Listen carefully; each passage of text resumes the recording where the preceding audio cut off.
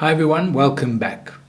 As a young boy, Jesus found himself in the temple, and he had been distracted and caught up in the temple activities, and his parents were looking everywhere for him. And when they finally found him, they rebuked him and spoke sternly to him. But his reply was very simple and very clear. He said unto them, "Why are you looking for me?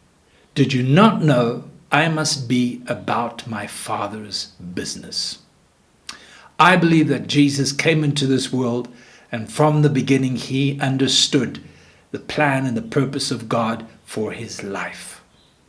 And I think that when you and I come into this world as born-again Christians and we enter the kingdom of God, we need to know, we need to have an assurance above all things that God has a plan and a purpose for each and every one of us.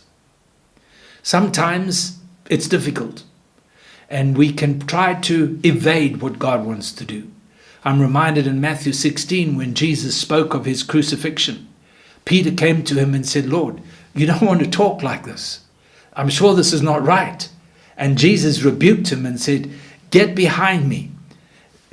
You do not have in your mind the thoughts of God, but the thoughts of men." He had to speak sternly to Peter. And sometimes we need to be counseled. We need to be encouraged and even rebuked that we stay in the plan and the purposes of God for our life. We're surrounded by a world and society that is so attractive. There's so many things. There's ambition. There's pride. There's greed. And it's so easy to be drifting away from the truth and the plan of God and caught up in all of these natural things.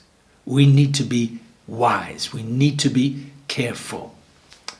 Jesus said in Matthew 20 that even as the Son of Man comes, he doesn't come to be ministered unto, but to minister and to give his life as a ransom for many. And you see, I think there's a key in that verse. When we find ourselves in a place where we're looking for what we want to be ministered unto, we want to receive, we have needs, we have, that is the occasion that the enemy can so easily distract us away from what God desires. But if we come to God with a heart that is giving of ourselves to the Lord, and we, as Paul says in Romans 12, laying ourselves as a living sacrifice on his altar, then God is able to use us. He is able to protect us and to provide for us, because that altar will keep us in the right place.